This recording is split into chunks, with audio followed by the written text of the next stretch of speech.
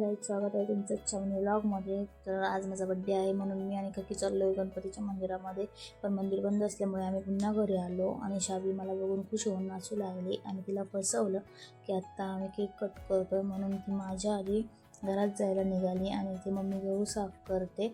मग हिची बघा मस्ती कशी चालली गल्लीमध्ये। कचऱ्याचा डबा घेऊन पळते। ओमा क्लासला चाललेल्या तर बॅगसाठी रडत होती म्हणून मी तिला घरात घेऊन आली। तर तिच्यासोबत थोडे उशीर मस्ती केली।